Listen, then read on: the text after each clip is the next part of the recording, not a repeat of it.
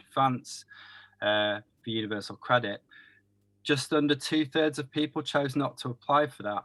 Now, looking at this chart, the second and third pair of columns show that roughly half of people who didn't apply for an advance had adequate savings or some household income. But interestingly, the first column shows that 28% of new claimants were worried about getting into debt with DWP and chose not to apply for advance for that reason. And that raises then a question about how they managed to survive during that period.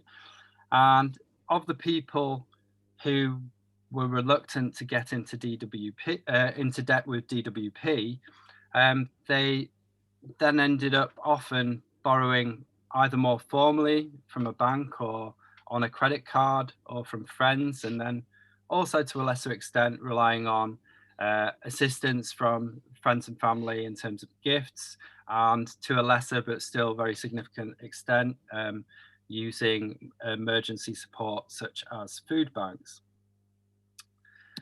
A second area that I'd like to talk about briefly is the process of claiming and interactions. And the interactions with DWP staff, I think it's really important first to outline that DWP were under a lot of pressure at the very start of the pandemic. We see here that they ended up virtually overnight receiving 10 times the normal amount of applications that they would have had.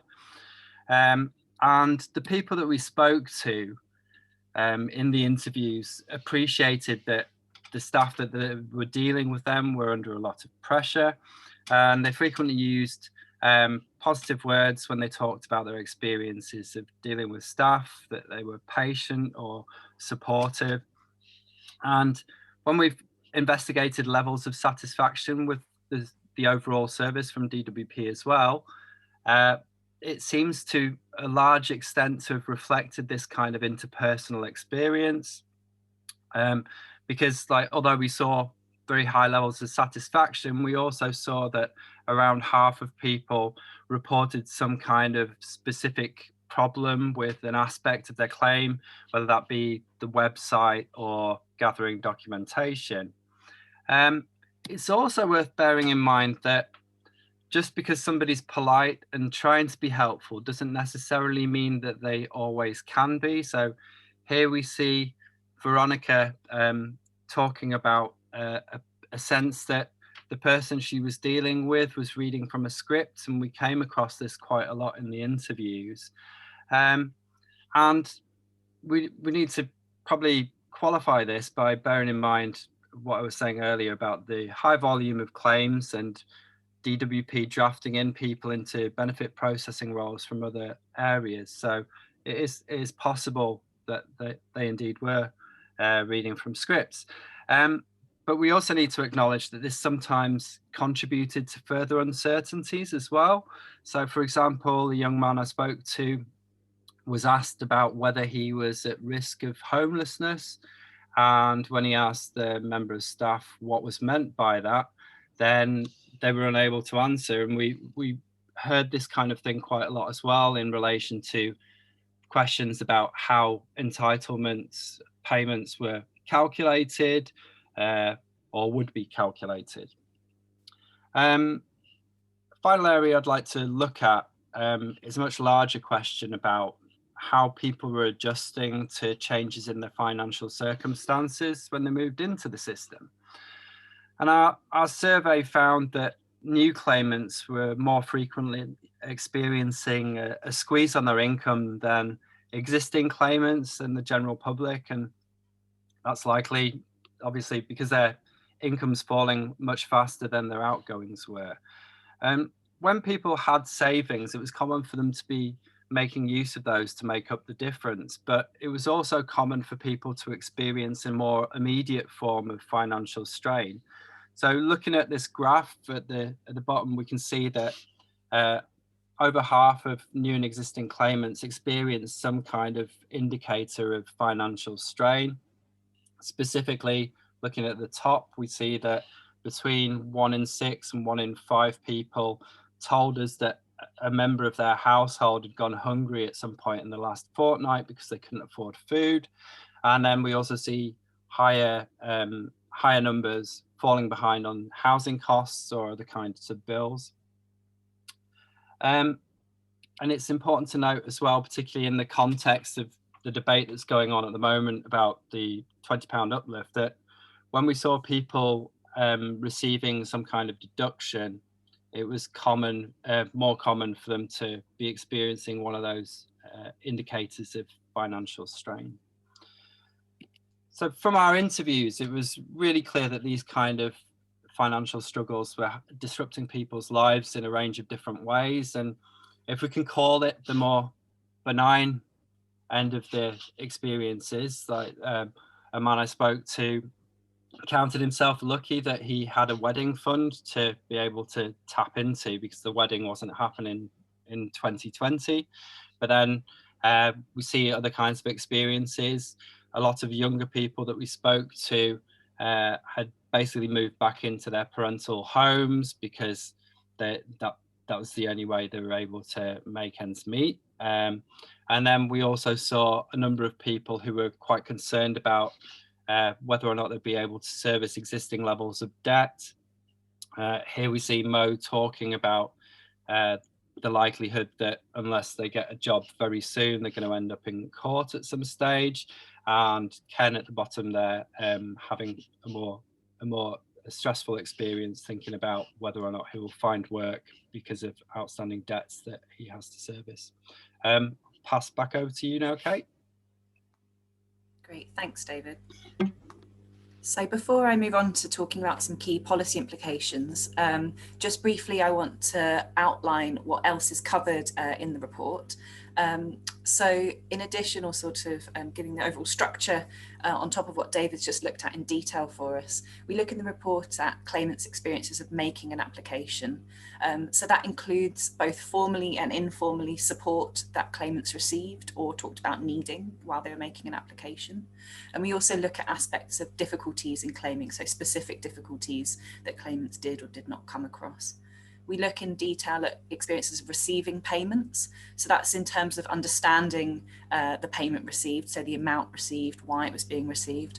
And then we also look at whether and how caps or charges and deductions were applied to people's payments.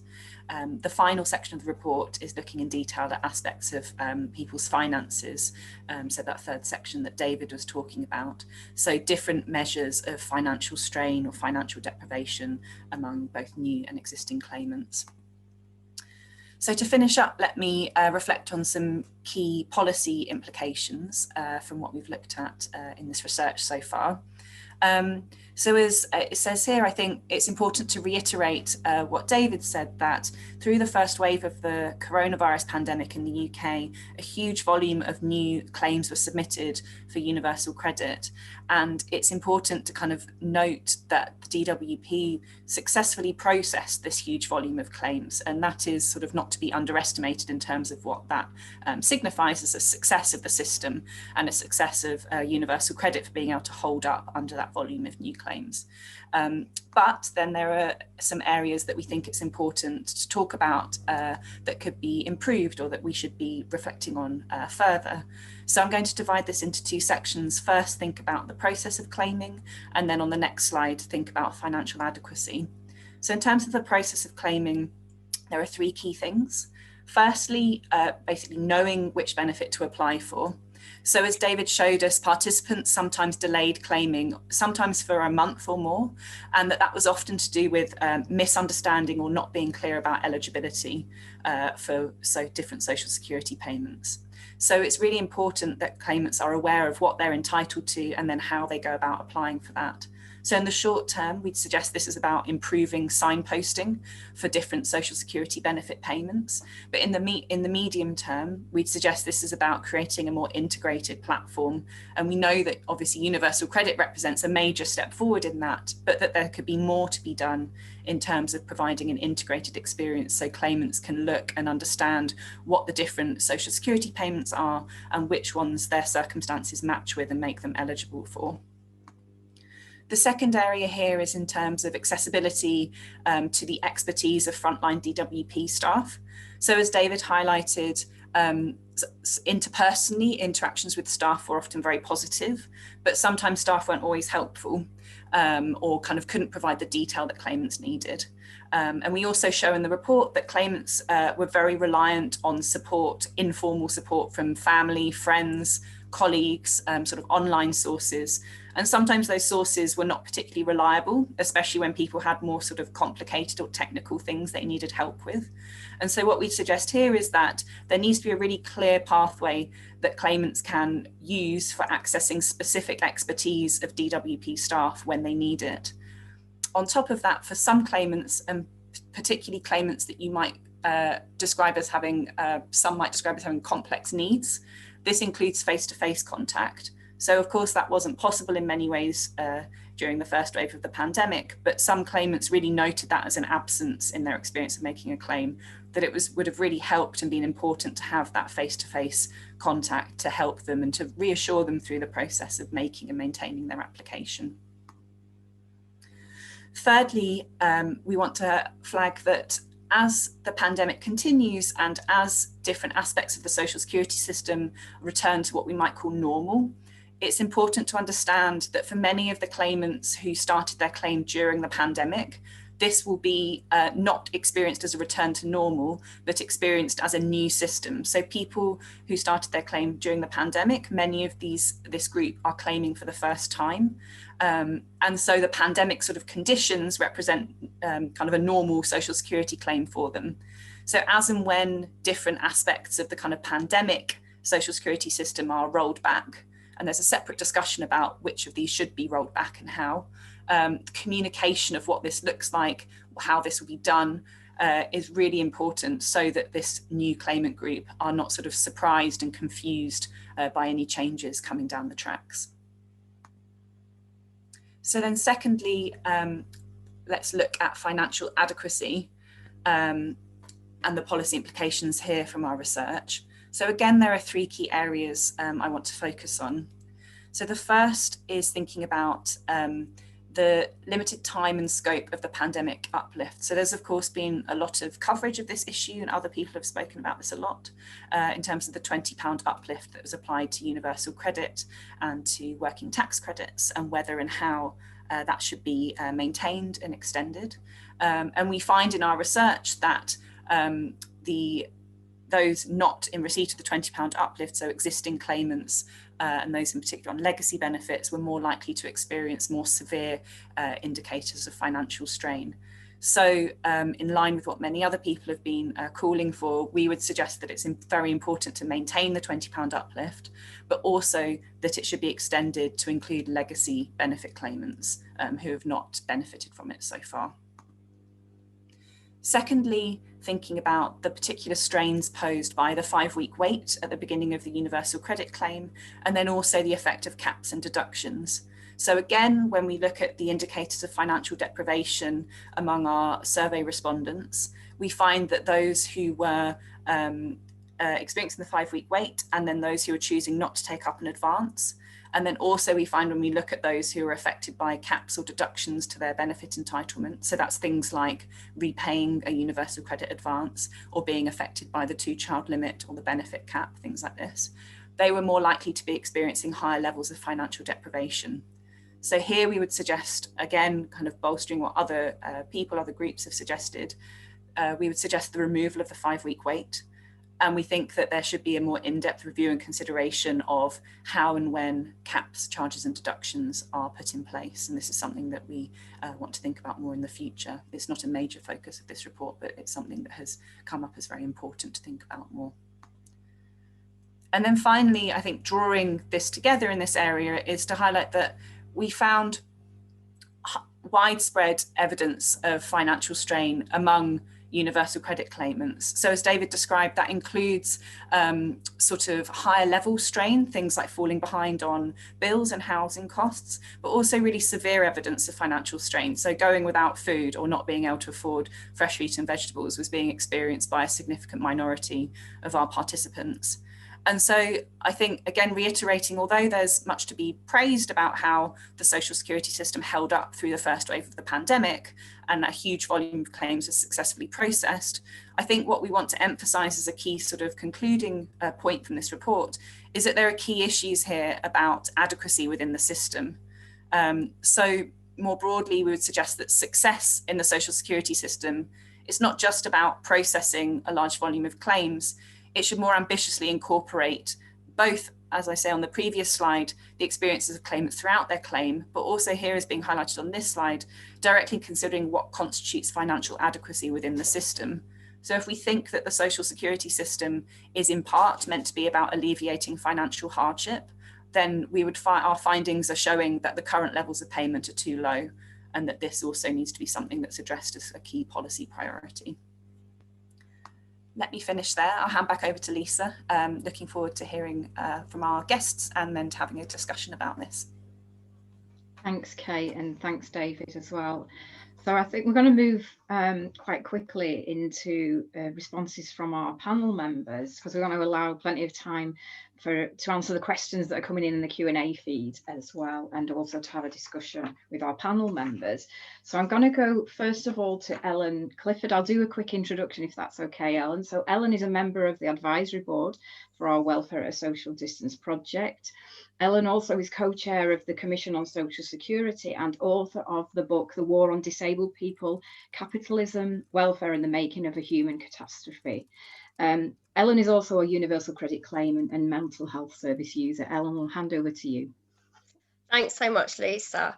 And I'd like to start by thanking the research team for all your hard work on this project. The unprecedented situation that befell us at the start of 2020 that led to that enormous surge in new applications for universal credit provided this unexpected opportunity to interrogate the system from an entirely new angle. And I think you should be commended for seizing this valuable opportunity and all the work that's gone in producing that regular stream of really useful and timely findings. So I myself, as Lisa said, am one of the new cohort of universal credit claimants. I applied in March last year. My circumstances were linked to the pandemic, but slightly more complicated in that following a prolonged and very acute mental health crisis, I'd been out of work for some time already. And during that, I'd been reliant on a small amount of savings that were nearly run out. There was initially a bit of a nightmare trying to get through on the phone along with millions of other people. But after that, I actually found the rest of the application process relatively straightforward. But then I did have the advantage of having worked in the disability sector for many years previously. So I had prior knowledge, like to expect the 5-week wait, but it wasn't the same for other people. And I ended up supporting a few neighbours who work in retail and construction, for example, because they found that the questions on the application form quite difficult to understand what kind of information it was asking for. And the report published today finds that 46% of new claimants had problems applying.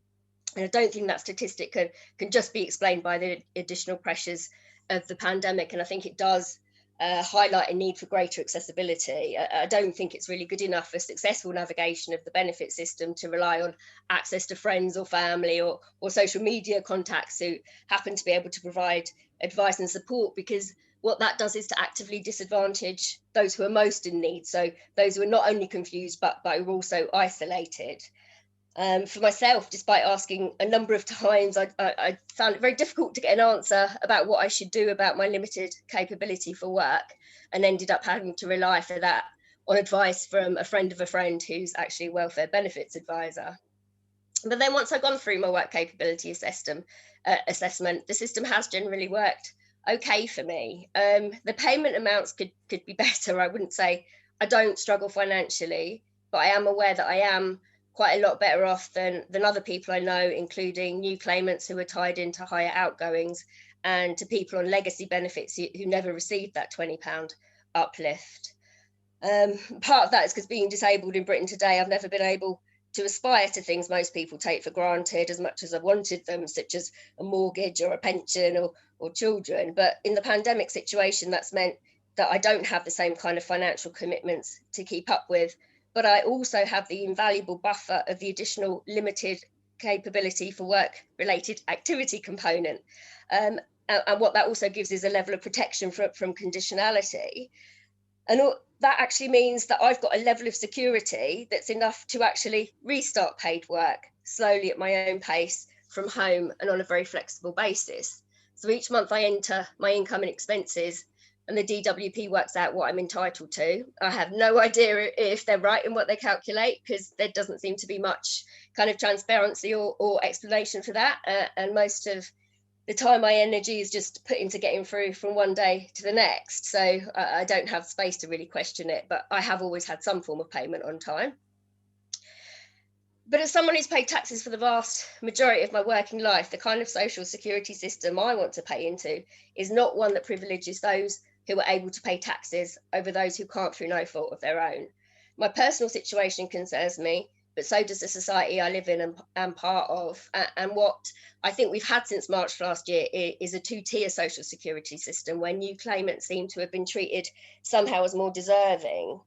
I know that my experience with customer service has been really good. I found all the advisors I've spoken to quite helpful and friendly, but when I was supporting friends previous to March with their benefit applications and navigating the system, I was aware of too often people being spoken to in a very hostile way. And I think the change overnight, that clear change, suggests that the way people were treated less favourably before was part of a deliberate, possibly a deliberate but counterproductive, I would say, approach. Also, the fact that legacy benefit claimants haven't received the £20 uplift, it suggests further that they're kind of being punished for not being able to work. Many of these claimants are disabled people who've been hit particularly hard by the pandemic and seen their expenditure rise sharply while shielding, so paying for essentials such as PPE and online food deliveries, higher energy costs. So for me, that's the big issue that I think the pandemic experience of universal credit has highlighted, that universal credit, to me, it feels that it was never designed with the people who were at that time reliant on social security support in mind. The way newer claimants, for example, have found the application process relatively straightforward to access, I say relatively, I think shows this. Instead, to me, it seems designed for people with the kind of advantages in life that I have, such as literacy, online access, easily verifiable ID, such as a passport and a driver's license. Even if I can't afford to go abroad or own a car, I still have those forms of ID. And it's by no means a tiny minority of people who don't have these things. In 2014, the Care and Support Alliance stated that 500,000 disabled people who would have received social care in the past now don't qualify as eligible because eligibility is tightened. And this means many more people living on their own in the community without support to do things like read their own mail, go online, or navigate the benefit system. In the past, I've had to help people in that situation who I didn't really know very well in my own time, just because they had no one else and I didn't feel like I could leave them. Members of the general public, I think, who don't have lived experience of the benefit system, tend to assume that it exists to protect those who are most in need and most disadvantaged in society. But for me, I think the truth is slightly different. I think those who are most disadvantaged are the ones who are most overlooked. Policymakers don't seem to have them on their radar, let alone design services capable of meeting their needs. I'd like to see a social security system that works for everyone, whether disabled or non-disabled, whether in work, out of work, or somewhere in between. And I think in Britain today, we ought to be able to expect a social security system that's not only capable of processing large numbers of applications, but one that's also able to provide a genuine safety net for all, one that gives low-paid and unemployed workers sufficient support to be able to navigate and succeed in the labour market, and one that doesn't discriminate and cruelly treat those unable to work. With such support, all of us can make a stronger contribution to society, and without it, we all suffer. Thank you. Thank you, Ellen. Yeah, it's so powerful to obviously hear your own personal experience, and it's so important to bring that into the conversation that we're having today.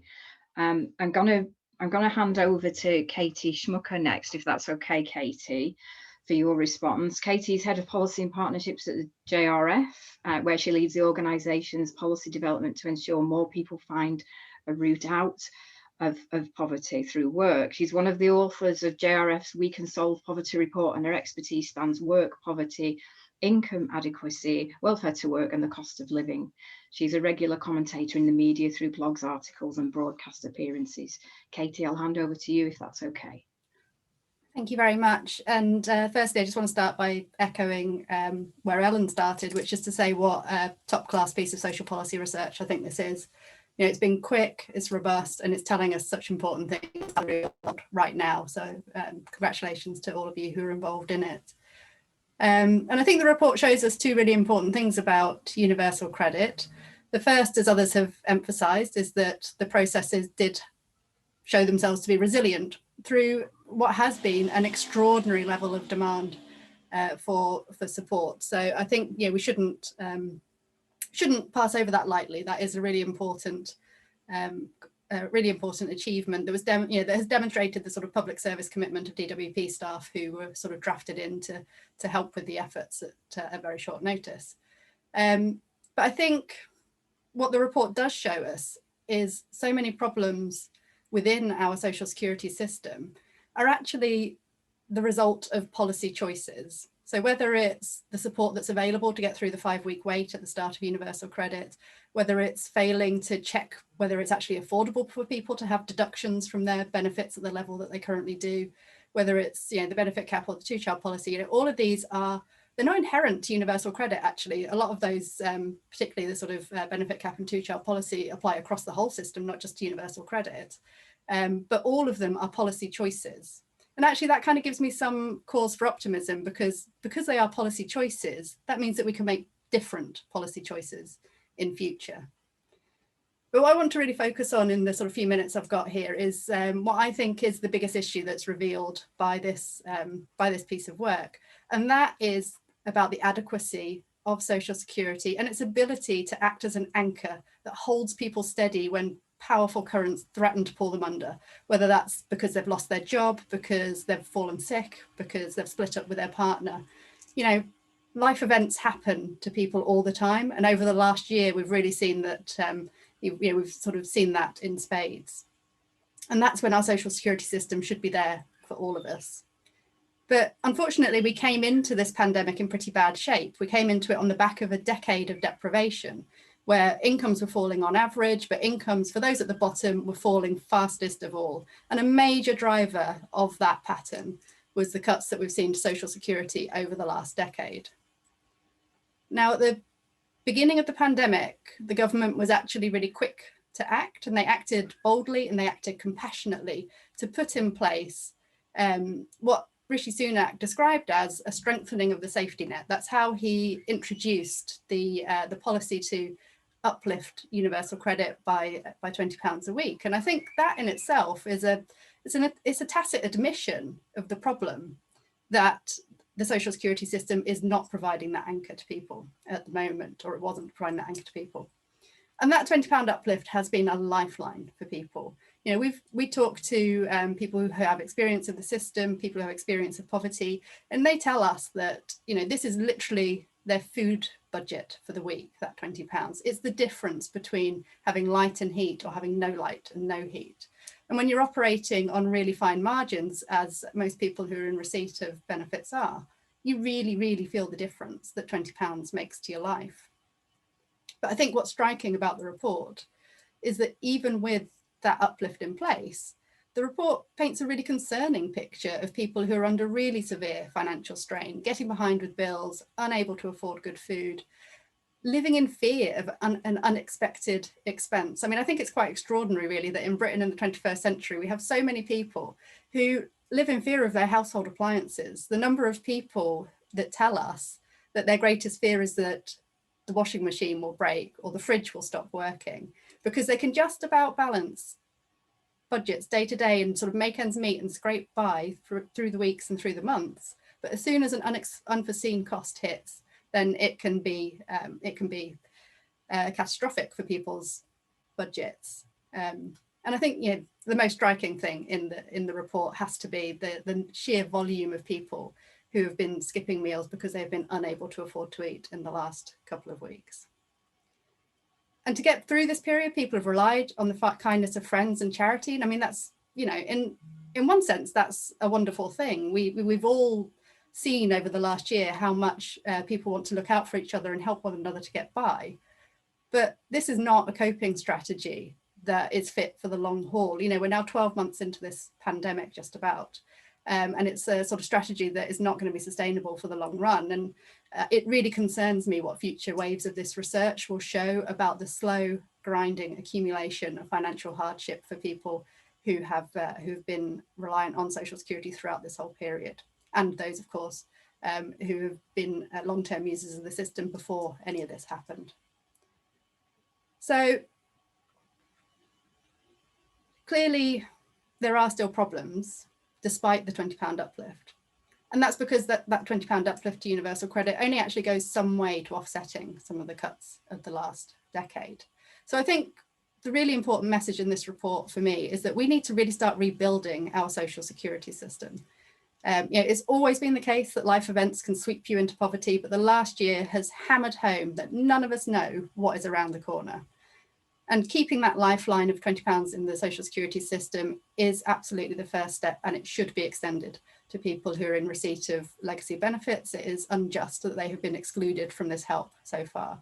And if we were to whip away that lifeline at this stage, we estimate at JRF that 6 million families would experience a devastating overnight loss of £1,000 a year, which would pull 500,000 additional people into poverty. And it would have a disproportionate impact on groups like lone parents, disabled people, people from Black, Asian and minority ethnic backgrounds, and those who are the very worst off. So the uplift should be made permanent, and it should be extended to the legacy benefits system. And we're hearing sort of things at the moment about the different options that are maybe being considered within government about what they're going to do about this problem, because there's a decision moment coming up in the next couple of weeks about what's going to happen with this £20 uplift. And I think we would say that it would be a disaster for that lifeline to be whipped away now, or to be whipped away in the face of an ongoing economic crisis. Unemployment is not going to peak until later this year. It's going to remain high for years to come. It would be a disaster for families who would be swept into poverty as a result of that lifeline being whipped away. It would also be bad economics as well, because it would reduce demand in the middle of a downturn, which seems to us not a very sensible thing to do. So extending the uplift would provide certainty to families now, and it would provide support to the economy through another difficult period. But in the longer run, I'd absolutely agree with what Ellen was saying at the end of her remarks. We need to be working with people who have experience of the system in order to redesign it, to make sure that it is playing the function of keeping people afloat and not dragging them down. Thanks. Thank you, Katie. We're going to go straight over to Neil Cooling now, if that's okay, Neil. Neil Cooling, CBE. Neil was appointed as Director General for Change on the 1st of April 2019. For the duration of the pandemic, he has been appointed as Senior Responsible Owner for the Department's response to COVID-19. Neil started work in a local DHSS benefits office many years ago, administering claims for supplementary benefits and income support, and then took up the post for Director of Benefit Strategy in 2009, responsible for welfare reform. As Work Services Director from 2012, he was responsible for the 714 job centres across the UK and around 30,000 people. In 2017, Neil received the Association of Project Management Lifetime Achievement Award, and the New Year's Honours 2014, he was awarded a CBE. Neil, I'll hand over to you. Oh, that was a long introduction, Lisa. Sorry about that. That's right, that's what was in front of me. Yeah, no, sorry. Look, we want to get to questions, so I'll try and be very brief, and then if I haven't answered things people want or haven't said, then please ask in the questions. Look, I agree with Ellen and Katie. It's a really good report and really useful. And I've said before, the previous reports that this initiative has put out, they've been extremely helpful. So thank you to the team for doing that. They posed some really important questions here. I suppose as the person who was having the long dark night of the soul, as this, and they showed you the chart of what happened in terms of the number of claims. We were at pace trying to do things, and we probably made some stupid decisions, and we probably made some very good ones. And the report's quite kind about saying what we did well as what we may have done better. As Ellen pointed out, there were initially some problems as the volume hit various bits, and basically what I was doing was pipe cleaning at great pace, and putting more resources in people who were trained, but they were not fully trained, because we reckoned that, you know, if they couldn't answer a complex query, we'd had people in the organisation who could. We had to take away face-to-face services. About 25% of our people couldn't work at all because they were asked to shield and had no kit at home. So we had huge problems in that direction too. So the fact that we did get through this, I'm really grateful people have recognised as, you know, a really rather remarkable achievement. Nobody had seen anything like it. But, you know, I agree with Ellen, you know, a service has to reflect the needs of the people claiming it. The pandemic has been a special time. Our job centres have stayed open, but there's been a stay-at-home message too. So we haven't been encouraging people into the job centres. And, you know, that the point that, you know, David and Kate mentioned about the wait for the first payment, you know, people keep telling me to abolish what they call the 5-week wait. It's just not possible in universal credit. I've explained it patiently to select committees over and over again, and still people say it. The issue you should focus on is, why aren't people claiming on time? Because I think you'll find it'll be interesting in your data if you go back and check the people who actually end up using food banks. They're the ones who've delayed a claim, and then, you know, the initial assessment period for universal credit has its effect. But there's no way of having universal credit without having that. And, you know, others have suggested different policy interventions there, but they just don't work. And, you know, so I think we've got to focus on the fact that people aren't claiming at the time of which they claim. And I know from the move to UC work that we did before the pandemic that we had to stop. Fear of the system, stigma, is a factor. Also, and this comes out in the report, that people think that their circumstances will change and they don't want to go and claim Social Security. And we need to find a way, I think, of encouraging people. We certainly tried that in the pandemic to apply. And we basically just said, look, just apply and we'll fix it over the next few weeks. And I'm very proud of the teams in DWP who managed to do that. Well, that's probably enough from me, because otherwise we're not going to have any time for questions, Lisa. So why don't I shut up and we go to that.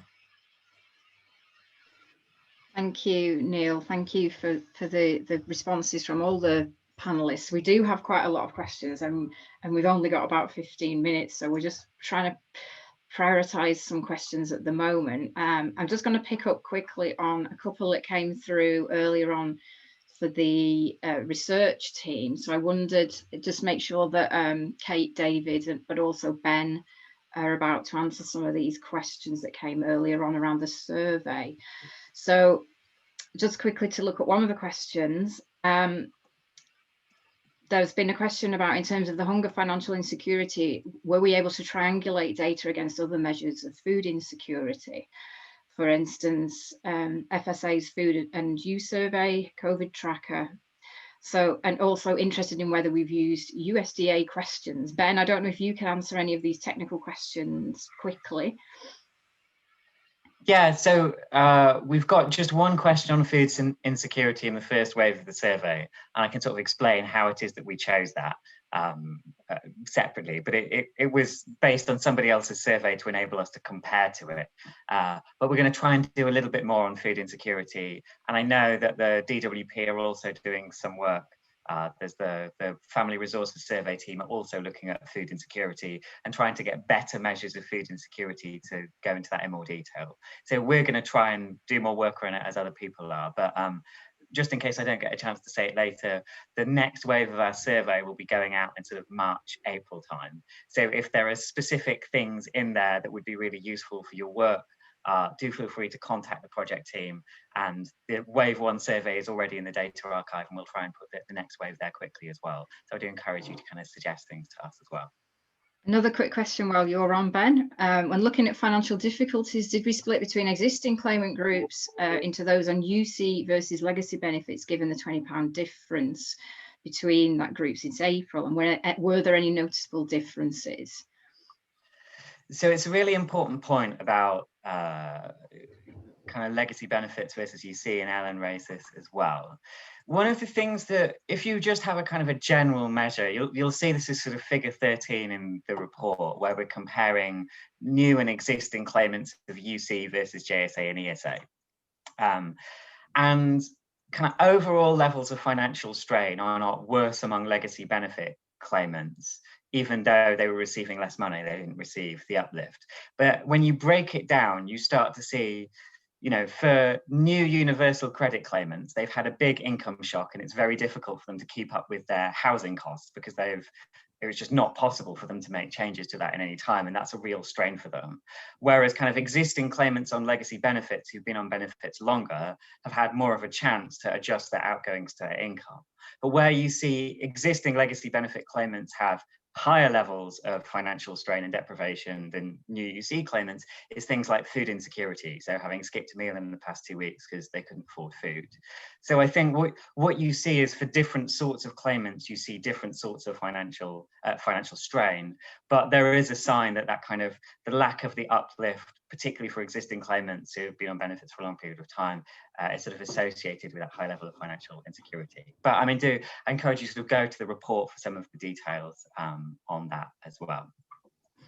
And another kind of final quick question, I think, for us as a research team, is about what we'd recommended about signposting of available benefits. Does this include the contributory benefits, for example, whether those who might have been entitled to contributory JSA or ESA, but were channeled towards those benefits that weren't relevant to them?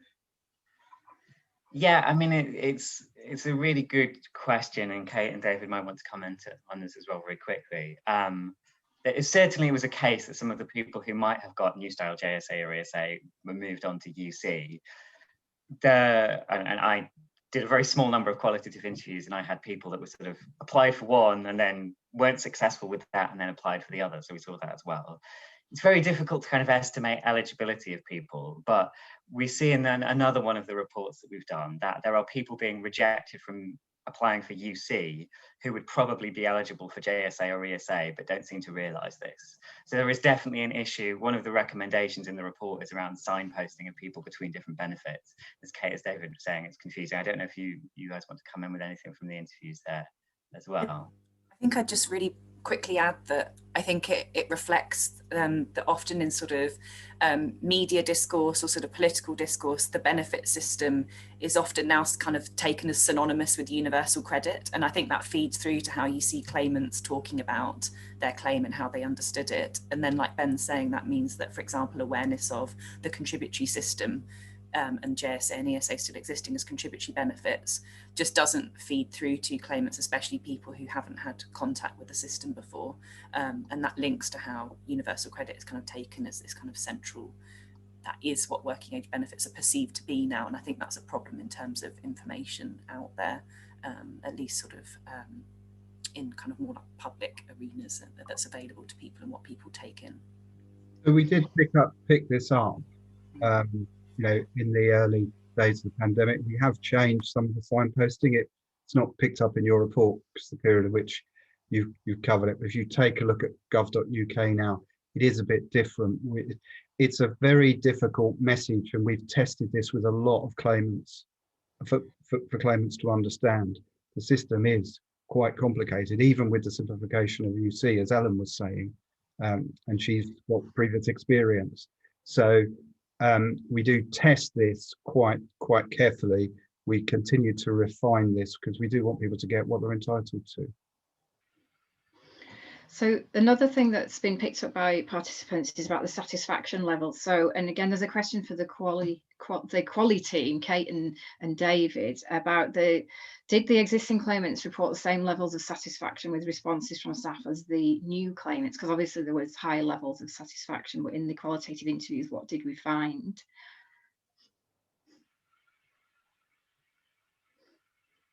Kate, I don't know if you, sorry.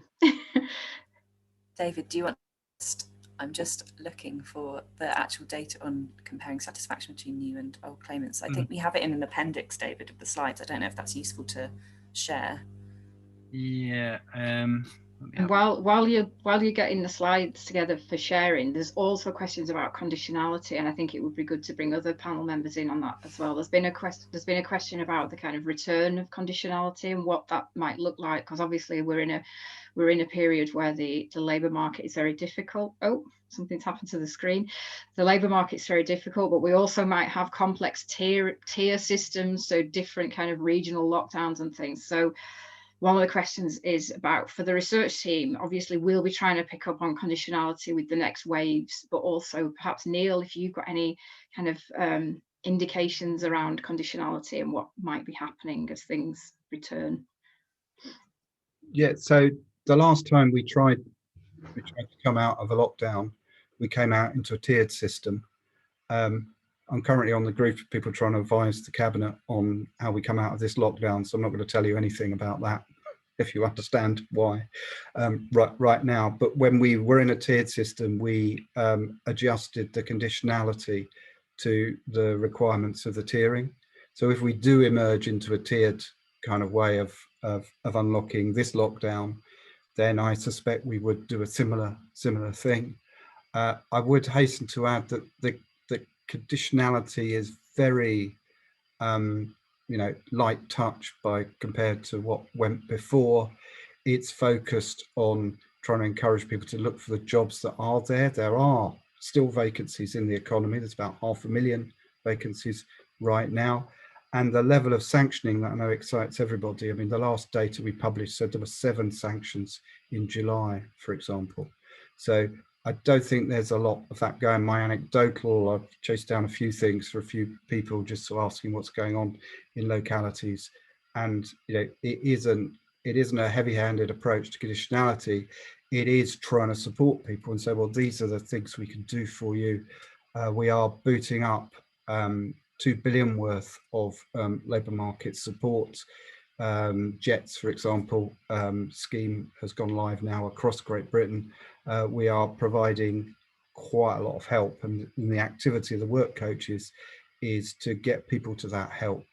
We're not, there's not a, I was accused on Twitter the other day that we were sanctioning people who got COVID. I've absolutely got no evidence that that's happening, to us. So that's what we're trying to do. We're trying to be proportionate and recognise that as an economy recovers, and it will recover, although I think we will see a second spike of unemployment, and that will need to be managed too. You've got to judge the conditionality regime to the economic circumstances. So I think it'll be interesting then to see what kind of the impact of conditionality light, or whatever we're going to call it, is going to have on people's experiences. I've got a question that's for the whole panel, and it might, given that we've got about 5 minutes left, it might be a good one for people to give a kind of closing remarks on. Pre-pandemic, claimants often said they felt they were treated badly by the system. We find that it's been better during the pandemic. What do people think accounts for the difference, and what lessons does this give us moving forward? So I think I will go first to the research team, to Kate and David, if you wanted to make some reflections there. I think what I briefly say, and it links to David, I don't know if you've got that slide to hand on satisfaction, and it kind of can link back to answering that question at the same time. So I think part of that experience of experiencing the system more positively among new claimants. So you can see here, this is the survey response to whether people were satisfied with their experience of claiming. And you can see that the new JSA claimants and new UC claimants and new ESA claimants have higher levels than those existing claimant groups. And I think part of that, thinking about our qualitative interviews, is that for the majority of claimants, although we're highlighting as a key policy recommendation that access to expertise of DWP staff is really important, we also found that there's a large group of claimants that really, for them, a purely online claim system where they didn't have to go to the job centre and where it could all be done from home was preferable to having to go in person and go through that impart that experience of claiming in person. I think it links to some of the points about stigma that Neil was making, that remains sort of an issue within the system, that in fact being able to do it at an arm's length, sort of relatively anonymously the other side of a computer screen, I think led to this new wave of claimants having a more positive experience potentially of applying for and managing their claim. Ellen, do you want to make any reflections on this question? Yeah, I think it's possibly a few reasons. I think one is that other staff were drafted in from other areas in the DWP that perhaps weren't so inculcated with the culture of demonising benefit claimants that we've sort of come across with certain work coaches before. I think also possibly there was a conscious awareness that there were millions of new claimants now who were about to discover the realities of the benefit system. And I do think that when conditionality, if it returns, even if it is light touch, I think new claimants are going to need a lot of support to understand it, because those I've spoken to just think the whole thing is quite a perverse idea, and they can't believe that it could possibly be a feature of the social security system. So I will be watching with interest if and when that happens. Thanks. Katie. Yeah, I mean, I think that idea that people, new claimants sort of encountered quite a different system is quite an important one. You know, people particularly early on in the pandemic were claiming at a time when conditionality was suspended, deductions were suspended.